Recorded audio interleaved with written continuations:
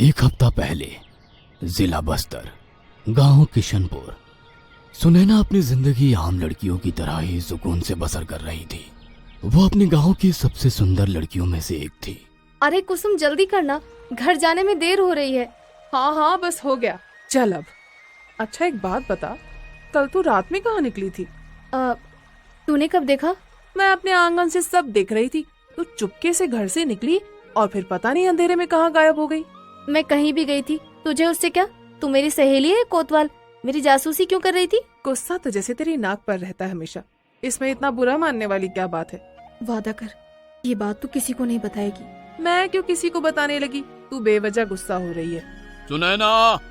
सुनैना के पिता घर की चौखट पर खड़े उस पर चिल्लाए जा रहे थे। कुसुम बिना कुछ बोले अपने घर की तरफ चली गई। सुनैना वापस घर जाने से कतरा रही थी। कहाँ थी तू तब से? है? चल जल्दी अंदर चल। ओफो, तुमने कितनी पी रखी है बाबा? तो और क्या करूं? घर में जवान बेटी बैठी है, मेरे सर पर बोझ बनकर। ताड़ के पेड़ की तरह लंबी हो गई है, लेकिन कोई लाज शर्म नहीं, पूरे गांव में घूमती फिरती है। अब तेरे लगन की उम्र हो गई है, थोड़ा लाज लिहाज रख। मेरे ब्याह की फिक्र मत किया कर बाबा, तू बस ये शराब पीना छोड़ दे और बाहर जाकर कुछ काम धंधा कर ले। जबान मत लड़ा लाडो, मैंने फैसला कर लिया है। कल मदन लाल के घर वाले आ रहे हैं। मदन लाल के घर वाले? लेकिन क्यों? अरे पगली, तेरी बात नक्की करने, और क्यों? क्या? बाबा, मैं उस निकम्मे जुआरी से ब्याह नहीं करूंगी, पहले ही बता देती हूँ। अरे मरी, वो निकम्मा है तो क्या हुआ? पूरे 20 गज खेत है उसके नाम, तुझे वहाँ किसी चीज की कमी नहीं होगी, और तू मेरे आंखों के सामने भी रहेगी। तेरी आंखें कब खुली रहती हैं? जब देखो ठर्रा लगाकर बेहोश पड़ा रहता है तू। अम्मा के जाने के बाद से तू हर वक्त नशे में ही धुत रहता है, और अब मुझे भी उस पियक्कड़ के सर डाल रहा है। तेरा बाप हूँ मैं, जो जी मैं आए करूँगा। जितना बड़ा मुंह नहीं उतनी बड़ी बात करती है। चल अब। नहीं बाबा, छोड़ दो मुझे, छोड़ दो बाबा। अब कल सुबह तक यहीं बंद रहेगी तू। 2 दिन के अंदर तेरा ब्याह नहीं करवाया तो मेरा नाम भी मनोहर छेदी नहीं है। निराशा से सुनैना अपने बापू को कोसे जा रही थी। उसे अपनी माँ पर गुस्सा आ रहा था। मुझे इस जल्लाद के पास छोड़कर तू मर गई अम्मा। एक बार भी ये नहीं सोचा कि मेरा क्या होगा। अब इस दुनिया में मेरा है ही कौन? रोते रोते कब उसकी आंख लग गई उसे पता ही नहीं चला, लेकिन कोई था जिसे उसकी परवाह थी। इस बार रावण की लंका से सीता माँ को बचाने हनुमान जी नहीं, स्वयं भगवान श्री राम पधारे थे। सुनैना, अरे उठना। कौन? अरे मैं हूँ, बैजू। बैजू, तू यहाँ? तेरा बाप यही कमरे में थोड़ी दूर पर बेहोश पड़ा है, जाग जाएगा। बैजू ने कमरे का दरवाजा खोलकर सुनैना को आजाद कर दिया। बैजू, लेकिन तू यहाँ क्यों आया? तू मुझसे मिलने नहीं आई तो सोचा मैं ही तुझसे मिल लूं। कल ही मैं शहर निकल रहा हूँ, पता नहीं फिर गांव कब वापस आऊं। ऐसा मत बोल बैजू, तुझे पता है बाबा मेरी शादी मदन से करवाने जा रहे हैं। क्या? उस जुआरी से? तेरा बाप है या दुश्मन? तू चल मेरे साथ। कहाँ? शहर, और कहाँ? सुबह ही हम दोनों शहर की कचहरी में शादी करेंगे। सच में? कल ही हम शादी करेंगे? हाँ, जल्दी से अपना सामान बांध ले और तैयार हो जा। लेकिन बाबा को कौन देखेगा? मेरे सिवा उसको कोई नहीं है। एक बार शादी कर ले, फिर तुझे वापस गांव में ले आऊंगा बाबा से मिलाने। मेरा तो यहाँ कोई नहीं है अब, इसलिए हम शहर में ही रहेंगे। बैजू के प्यार भरे वादे ने सुनैना को एक नई उम्मीद दी थी। अब वो उसके साथ एक नई जिंदगी बसर करने वाली थी। शादी के बाद मैं तुमसे मिलने आऊंगी बाबा, लेकिन अभी मुझे माफ कर देना। क्या देख रही है? चल। सबकी नजरों से दूर सुनैना घर से भाग गई। बैजू उसे शहर के एक लाउंज में लेकर आया था।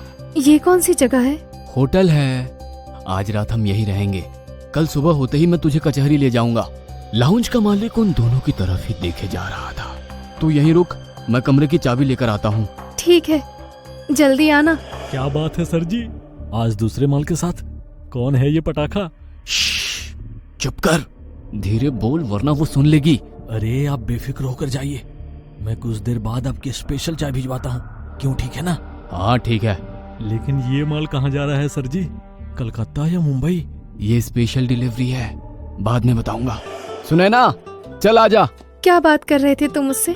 अरे कुछ नहीं, बस ऐसे ही मुझसे सवाल जवाब कर रहा था तुम्हारे बारे में। मैंने भी बोल दिया कि तुम मेरी मंगेतर हो। अब क्या कर रहे हो? दूर हटो, वो देख रहा है। अरे डरो मत, ये शहर है, यहाँ पर ये कोई बड़ी बात नहीं है। वैसे भी जब मैं तुम्हारे साथ हूँ तो तुम्हें किसी बात की फिक्र करने की जरूरत नहीं है। कमरा थोड़ा छोटा मगर साफ सुथरा था। पता नहीं बाबा मेरी चिट्ठी पढ़ेगा भी या गुस्से से यूं ही फाड़ के फेंक देगा। तभी बैजू कमरे में चाय की 2 प्यालियां लेकर आया। गर्मा गर्म चाय, ये ले, जल्दी से पी ले वरना ठंडी हो जाएगी। कितना ध्यान रखते हो तुम मेरा। तुझसे इतना प्यार जो करता हूँ, अब जल्दी से पी ले। कैसी है? हाँ अच्छी है, तुम भी पियो ना। लेकिन चाय पीने के साथ ही सुनैना की आंखें धुंधलाने लगी थी। वो अपना होश खो रही थी। अब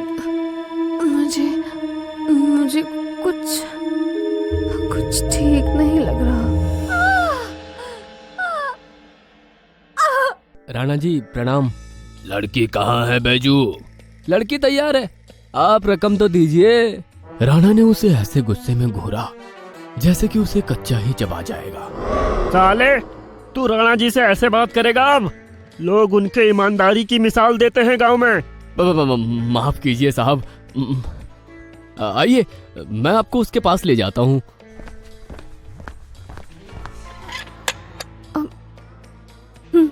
कैसी लगी आपको? ठीक तो है ना? उन्होंने बैग से एक नोटों की मोटी सी गड्डी निकाली और बैजू के हाथ पर रख दी। तभी उन्होंने कुछ सोचते हुए बैग से एक और मोटी गड्डी निकाली और बैजू के मुंह पर दे मारा। तूने उम्मीद से भी अच्छा काम किया है, ले ऐश कर। बहुत मेहरबानी राणा जी, अब ये आपकी अमानत है, मैं चलता हूँ। जाने से पहले बैजू ने एक आखिरी बार सुनैना को देखा। शादी मुबारक हो सुनैना। सुनैना राणा खानदान की बड़ी बहू बनने चली थी। सब तैयारियां ठीक से तो हो गई है ना पवन? हाँ माँ, आप एकदम निश्चिंत रहिए। तुम्हारे बाबूजी अब तक क्यों नहीं आए? आते ही होंगे माँ, अब आप भी तैयार हो जाइए, मेहमान आने वाले हैं। मैं और राधिका बाकी सब संभाल लेंगे। अभी यकीन नहीं होता कि मेरे चंदन की शादी होने जा रही है। माँ, आज खुशी के दिन ये आंसू मत बहाइए। हाँ सही कह रहे हो तुम, आज मैं बहुत खुश हूँ। तुम्हारे बड़े भाई की शादी आज संपन्न हो जाएगी। अरे जमुना, ये सब छोड़ जाकर देख चंदन तैयार हुआ कि नहीं। माँ जी। माँ, आप ही जाकर भैया को तैयार कर दीजिए ना। आप तो जानती हैं वो किसी और की कहाँ सुनते हैं। अरे अब एक बार उसकी दुल्हन आ गई तो फिर उसी की सुनेगा, अपनी माँ को तो भूल ही जाएगा।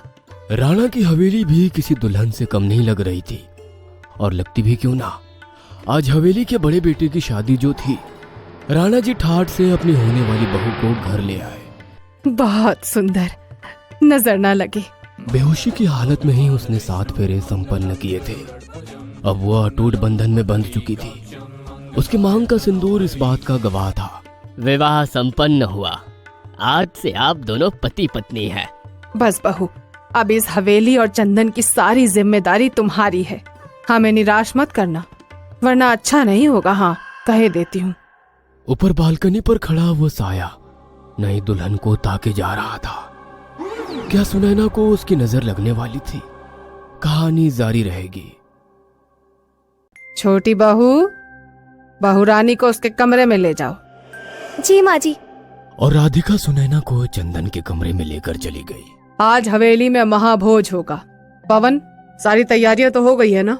जी माँ, भोज तैयार है, खास मेहमान खाने भी बैठ गए हैं। चंदन का कमरा और पलंग फूलों से सजा हुआ था। छोटी बहू, नई बहू रानी तो बहुत ही सुंदर है, सच में बहुत प्यारी है। तभी किसी की आवाज ने राधिका का ध्यान दरवाजे की तरफ खींचा। छोटी बहू, इसका क्या करना है? दरवाजे पे 2 लड़कियां चंदन के पुतले को लेकर खड़ी थी, जिसके साथ सुनैना ने 7 फेरे लिए थे। इस पुतले का क्या करना है छोटी बहू? दिमाग तो ठीक है ना तुम दोनों का? अगर माँ जी ने सुन लिया होता तो गजब हो जाता। इसे ठीक से पकड़ो। माफ कीजिए छोटी बहू, गलती हो गई। ठीक है चुमकी, अब आगे से ध्यान रखना। माँ जी के लिए पुतला नहीं, उनका बेटा चंदन है। उनका प्यार हम सबके लिए एक तरफ और चंदन भैया के लिए एक तरफ है। अगर जरा सी भी तकलीफ हो जाए उनको तो बर्दाश्त नहीं होती। तो फिर क्या करें हम चंदन भैया का? करना क्या है, आज इनकी सुहाग रात है, इन्हें नई बहू के पास बिठा दो। आइए भैया, अपनी दुल्हन के पास बैठिए। सुनैना को धीरे धीरे होश आ रहा था। ये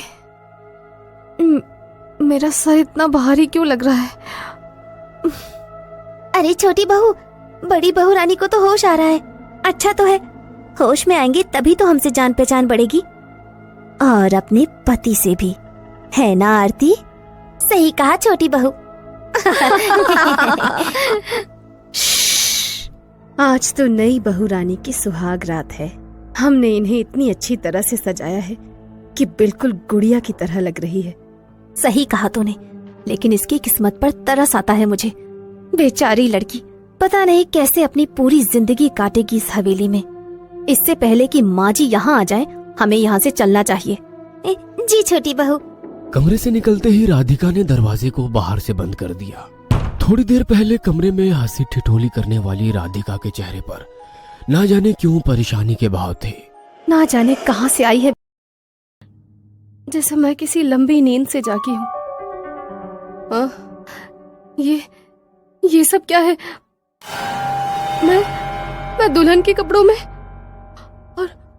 और ये मेरी मांग में सिंदूर। सुनैना हैरानी से अपने मांग का सिंदूर पोंछने लगी। ये मेरे साथ कैसा खेल हुआ है? मैं इस कमरे में क्या कर रही हूँ, और मैं यहाँ पहुंची कैसे? मैं तो होटल में बैजू के साथ थी। तभी सुनैना की नजर उस पुतले पर पड़ी जिसके साथ उसने 7 फेरे लिए थे। दूल्हे के लिबास में ये कैसा अजीब सा पुतला है? हे भगवान, ये सब क्या हो रहा है मेरे साथ?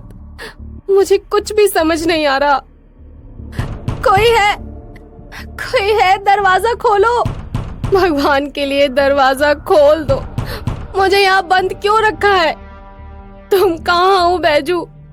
देखो तुम्हारी सुनैना मुसीबत में है। दरवाजा पीटते पीटते सुनैना के हाथ थक गए थे, पर कोई भी उसकी मदद को नहीं आया। हालांकि उसके चित्कार की आवाज राधिका के कानों तक पहुंच गई थी। बैजू। ये आवाज तो नई बहू के कमरे से आ रही है, मुझे देखना चाहिए। राधिका, कहाँ जा रही हो? जी नई बहू के कमरे में। लगता है वो होश में आ गई है और जोर जोर से दरवाजा पीट रही है। मुझे उससे मिलकर उसे सब कुछ समझाना पड़ेगा। नहीं राधिका, तुम कहीं नहीं जाओगी। अगर किसी ने देख लिया तो अनर्थ हो जाएगा। मगर नई बहू डर रही होगी। तुम नई बहू की चिंता मत करो राधिका, वो अंदर ही ठीक है। कमरा बाहर से लॉक किया था ना तुमने? जी। तो फिर वो बिल्कुल सुरक्षित है। इस वक्त किसी का भी कमरे के अंदर जाना ठीक नहीं है। क्या करूं मैं? उसकी चीख पुकार को अनसुना कर दूं? बेचारी कितनी डरी हुई लग रही है, और मैं चाहकर भी कोई मदद नहीं कर सकती। कोई दरवाजा क्यों नहीं खोल रहा? आखिर ये कैसी जगह है? हताश होकर सुनैना सिसक कर रोने लगी थी। बहू,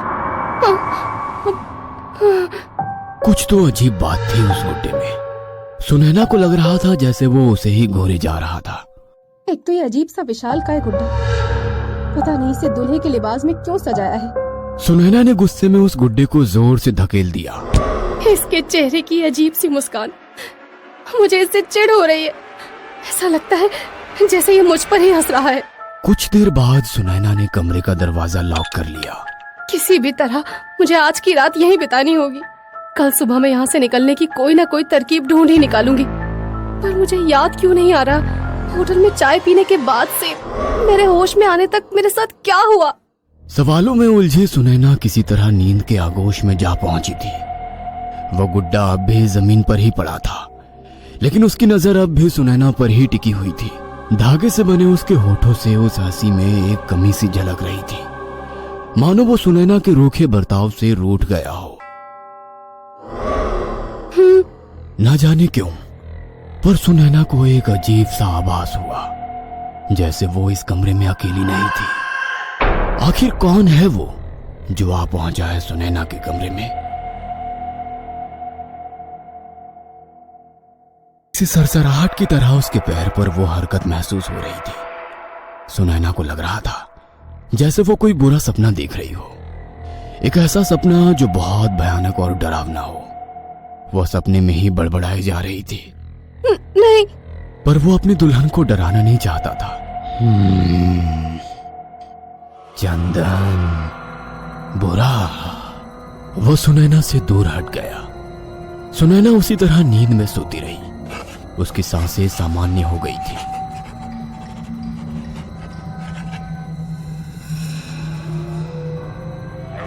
अगली सुबह। छोटी बहू, ओ छोटी बहू, जी माँ जी। कहाँ रह गई थी? तुलसी पूजा का वक्त हो गया है। देखो जरा, नई बहू तैयार हुई कि नहीं? हे भगवान, कितनी बड़ी गलती हो गई मुझसे। मुझे सुबह ही उस लड़की को सब कुछ समझा देना चाहिए था। अरे कहाँ खो गई? चलो मैं ही उसे उठा देती हूँ। नहीं नहीं माँ जी, आप तकलीफ मत लीजिए। मैं उसे थोड़ी देर में तैयार करके ले आती हूँ। अभी थोड़ा वक्त है मुहूर्त में। राधिका ने अपनी सास से ये वादा तो कर दिया था, लेकिन उसे ये नहीं पता था कि वो सुनैना से आखिर क्या बोलेगी, उसे कैसे मनाएगी। ना जाने अब क्या होगा। किसी भी तरह से सुनैना को तुलसी पूजा में लाना ही होगा मुझे। नहीं दुल्हन, अरे ओ नहीं दुल्हन, अरे ये कहाँ गई? तभी अचानक किसी ने उसे जोर का धक्का दिया। हाय, इस लड़की ने तो मुझे गिरा दिया। मैं कोई ऐसी वैसी लड़की नहीं हूँ। तुम लोग मुझे यहाँ कैद करके नहीं रख सकते। सुनैना कमरे से बाहर भागने लगी। तुम बाहर नहीं जा सकती। छोड़ दो मुझे, मैंने कहा ना, छोड़ो। उन दोनों के चिल्लाने की आवाज पूरे गलियारे में गूंज रही थी। हे भगवान, ये क्या अनर्थ हो रहा है? लगता है राणा साहब को बुलाना ही पड़ेगा। सुनैना अपना पूरा गुस्सा राधिका पर उतार रही थी। वह किसी भी तरह से उसके चंगुल से छूटना चाहती थी।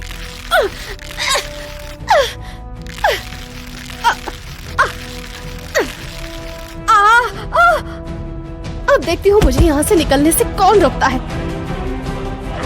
इतनी क्या जल्दी है? कौन? तुम कौन हो? मेरे पास मत आना। कुछ देर बाद। अरे सब लोग कहाँ रह गए? नई बहू तुलसी पूजा करेगी भी या नहीं? मधु, तुलसी पूजा तो होती रहेगी। देखिए जरा चंदन को क्या हो गया है। क्या हुआ मेरे बेटे को?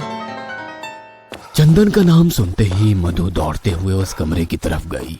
चंदन, हे भगवान, ये नीचे कैसे गिर गया? हाँ, देखिए ना, इसे चोट भी कितनी आई है। आप ठीक कह रहे हैं। देखिए इसका चेहरा कैसे मुरझा गया है। किसने गिराया तुझे बेटा? तू बता मुझे। देख मैं उसकी कैसे खबर लेती हूँ। इसका जवाब राधिका देगी। राधिका, बताओ किसने चंदन के साथ ये सब किया है? माँ जी, वो ये सब। बता ना, कौन है वो? बड़ी बहू। बड़ी बहू ने मेरे चंदन के साथ ऐसा किया? हाँ, जब सुबह राधिका बहू ने दरवाजा खोला तो चंदन को जमीन पर पड़ा हुआ पाया। बेचारा डर से बेहोश हो गया था, और जब छोटी बहू ने उसे डांटा तो उस पर भी हाथ उठा दिया। राधिका, माँ जी को अपने जख्म दिखाओ। हे भगवान, कैसी लड़की है ये? अपने ही घर वालों पर हमला कर रही है। लोगों को पता चलेगा तो वो क्या सोचेंगे? राणा साहब के घर की बहू अपने ही परिवार के साथ ऐसा सुलूक कर रही है। कहाँ है बड़ी बहू? मैं उसकी खबर लूंगी। उसे क्या लगता है वो इतना सब कुछ करने के बाद भी हमसे बच जाएगी? उसकी चिंता आप मत कीजिए। हमने और राधिका ने फिलहाल तो उसे संभाल लिया है। वो अंदर के कमरे में कैद है। जब तक शांत नहीं हो जाती उसे वहीं बंद रहना होगा। लेकिन तुलसी पूजन की रस्म? पुरोहित जी से कहलवा के हम दूसरा मुहूर्त निकलवा लेंगे। अभी आपका चंदन के पास रहना उचित होगा, और राधिका की स्थिति भी अभी ठीक नहीं है। बेचारा मेरा चंदन कुछ कहता भी तो नहीं है। अच्छे मुन्ने की तरह चुपचाप सब कुछ सह लेता है। अभी तो आपने माँ को फुसला लिया, लेकिन अगर बड़ी बहू ने हमारी बात नहीं मानी? हमें किसी भी तरह से उस लड़की को अपने काबू में लाना होगा। उसे मिलकर सब कुछ समझाना होगा, तभी वो शांत होगी। राधिका, तुम मधु पर नजर रखना। उन्हें उनकी दवाइयाँ भी वक्त पर दे देना। ध्यान रहे उन्हें जरा भी शक ना होने पाए।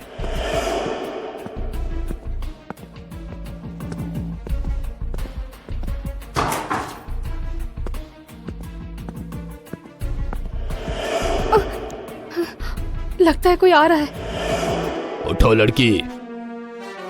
कौन हो तुम लोग और मुझे यहाँ क्यों लाया गया है? मुझे छोड़ दो, मुझे अपने घर जाना है। जो एक बार यहाँ आ गया वो हमारी मर्जी से ही वापस जाता है, और हमारी मर्जी ये है कि तुम 1 महीने बाद ही यहाँ से वापस जा सकती हो। तब तक तुम्हें यहीं रहना होगा। नहीं, मुझे बैजू से मिलना है। कहाँ है वो? बैजू नहीं, तुम्हारी बोली लगाई है। पूरे 5 लाख दिए थे हमने अपने घर की बहू ढूंढने के लिए। नहीं, ये नहीं हो सकता। तुम झूठ बोल रहे हो। तुम लोगों ने मेरा अपहरण किया है। देखो, हम बुरे लोग नहीं हैं। हमारा कहा मानोगी तो जल्द ही तुम्हें यहाँ से सही सलामत रवाना कर देंगे। हम तुम पर किसी भी तरह की जोर जबरदस्ती नहीं करना चाहते, इसलिए हमें मजबूर भी मत करो। लेकिन मेरी शादी किससे हुई है? मुझे तो कुछ समझ में ही नहीं आ रहा। तुम मेरे बड़े बेटे चंदन की पत्नी हो। तुम्हें मेरी पत्नी इस घर की मालकिन के सामने ऐसे ही पेश आना है जैसे कि वो गुड्डा ही तुम्हारा पति है। लेकिन क्यों? इन सब की वजह आखिर क्या है? एक गुड्डे के साथ मेरी शादी? क्योंकि माँ के लिए वो गुड्डा ही उनका बेटा चंदन है।